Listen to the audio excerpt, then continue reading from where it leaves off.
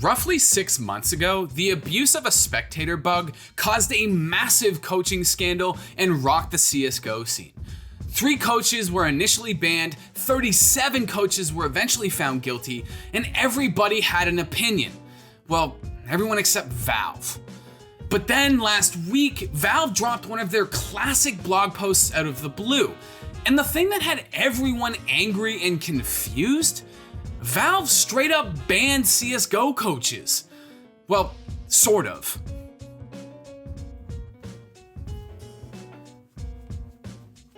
What's up, fools? We're on our way to 2 million subs, and by scrolling down and hitting that subscribe button, you can help us get there. And if you want to see more CSGO videos like this, you might as well hit that notification bell as well.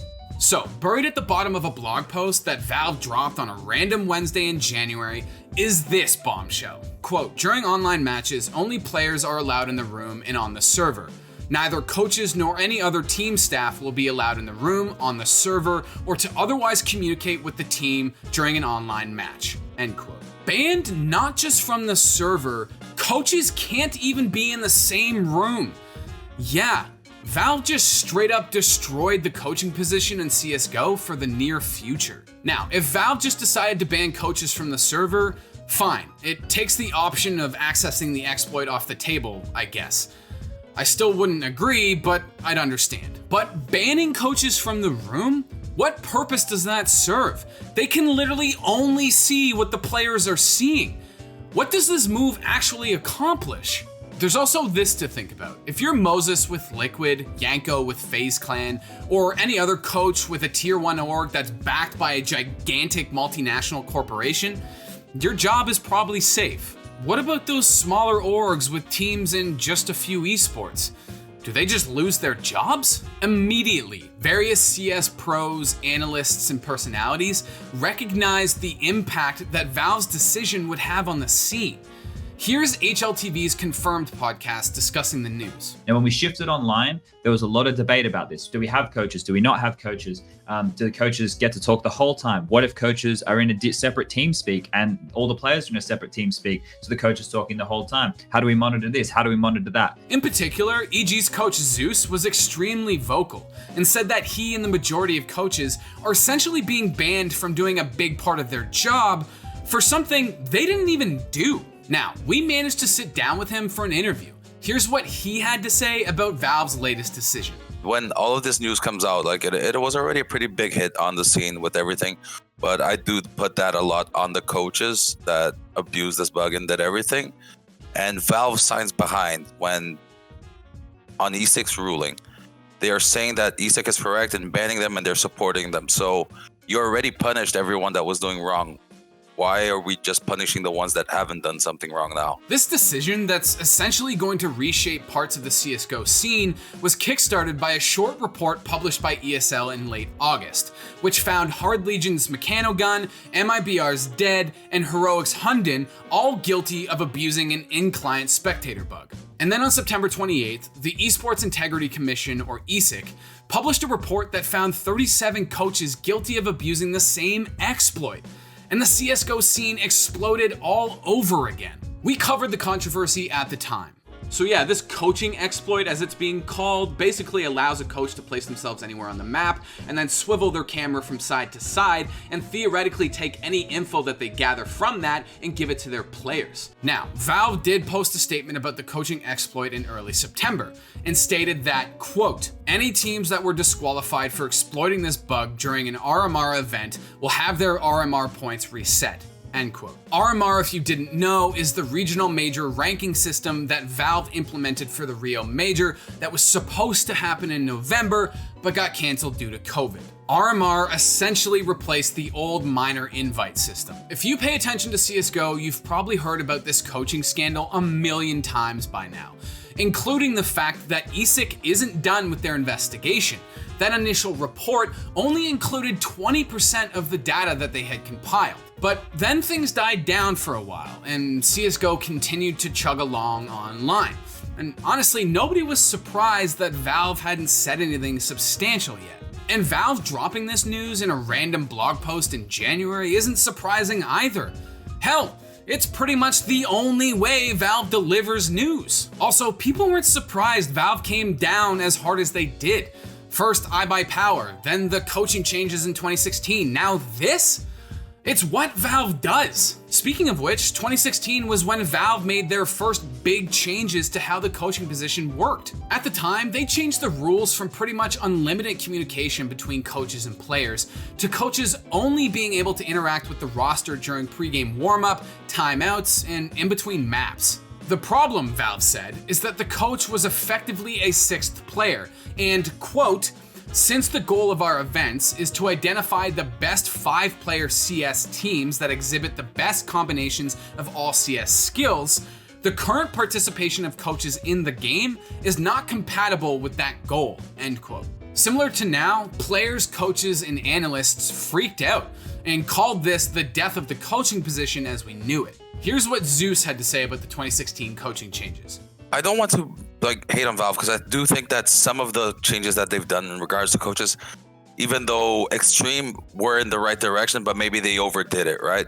And I did feel that as coaches, we had a little bit too much freedom, especially when we're on stage and we're 24/7 unmuted through the live rounds, through everything that's going on in arenas and everything. So I felt that there was justification to how they were treating it, but as always, they overdid it and shot when it was a complete 180, and the whole situation was like, no, you're not going to talk anymore at all. That's it. Not even the tag pauses. You're kind of done for. And in typical Valve fashion, they've essentially banned coaches without laying down any new infrastructure. Like, can coaches come back into the room at half or during timeouts? Can they still prep the team during pregame warmups and then leave? And how does this change the IGL position, which essentially acts as the coach in game?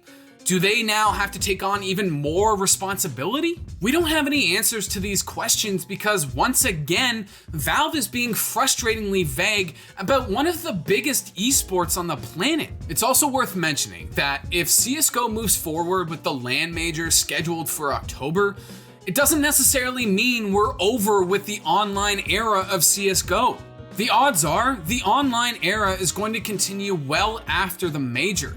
And if that happens, it's back to coaches being glorified analysts until Valve says otherwise. But I think it makes it harder, and it actually goes against what they're trying to do, as it opens up more avenues for things to be done in this shady area, at least. And I don't think that's good for anyone, especially for the competitive integrity that we all want. Now, there's been a new development since Valve dropped that blog post. On Tuesday, Blast Premier announced that coaches will be able to communicate with players and that, essentially, Valve's ruling won't apply for the Blast Premier spring groups. This news might not seem that important, but considering that for a long time Valve's word was law, Blast Premier going against that word could be a sign that things are changing. If Valve lets this happen, it could set an interesting precedent for other TOs challenging Valve's typically ironclad rulings. And the Counter-Strike scene celebrated Blast Premier's decision online. And I think Blast coming out and supporting us, I think it's a huge shout out to them. But I think the way they're approaching it is the way I'd advise all other TOs to approach it, is control more the environment. And I don't say this only in regards to coaches. On top of banning coaches from being in the room or being on the server, Valve also followed up to the statement they made in September regarding E6's investigation. Quote, "As our follow-up, we have decided that coaches that exploited the camera bug will be ineligible to participate in some number of future Valve-sponsored events, that number to be determined by the extent of the abuse," end quote. The blog post then shows a chart equating the number of ESIC demerit points with the number of Valve-sponsored events guilty coaches will have to miss. And this demerit point system was rolled out by ESIC back in September. Here's how it works. More than 2 cases of abuse would attribute to 3 demerit points to the offending party. 2 cases of abuse would attribute 2 demerit points to the offending party, and 1 case of abuse would attribute 1 demerit point to the offending party. In respect to duration of abuse, more than 50 rounds of abuse would attribute to 5 demerit points to the offending party. More than 20 rounds of abuse would attribute 3 demerit points to the offending party. More than 7 rounds of abuse would attribute 2 demerit points to the offending party, and Less than 7 rounds of abuse would attribute 1 demerit point to the offending party. Now, eSix said that they would make their demerit point calculations available to the public as soon as they were finished. But if you look at eSix's list of who abused the bug and for how long, and compare it to the amount of demerit points they're likely to have based on that list, here's who could be permanently banned from all Valve-sponsored events. Apoca, Biggie, Bruno, Finn, PRD, Regin, Twista, and Mechanogun.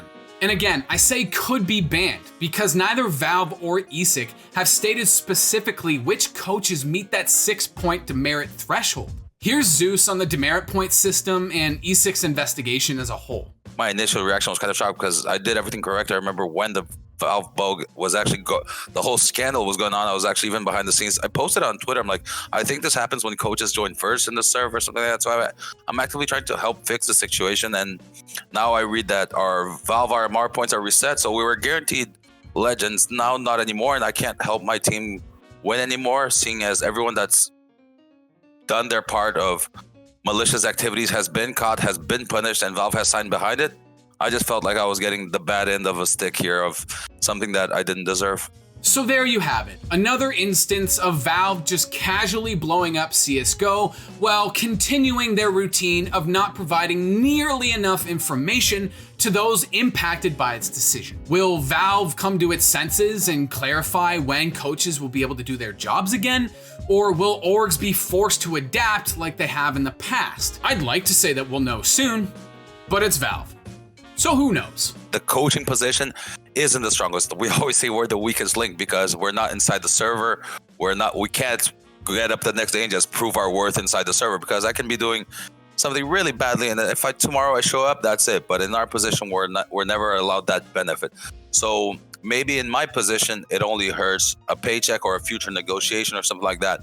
But smaller organizations who rely on these coaches to not only teach the ones that they have, it's kind of how to set the bar and how to go with.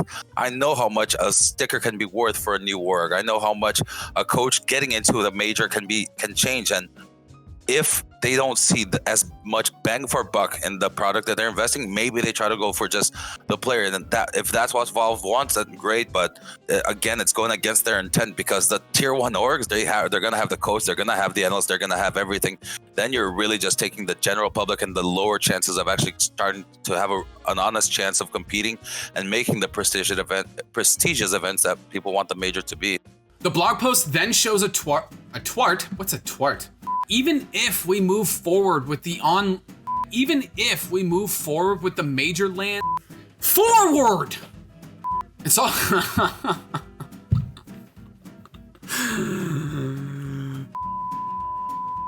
What? I got the giggles, that's all.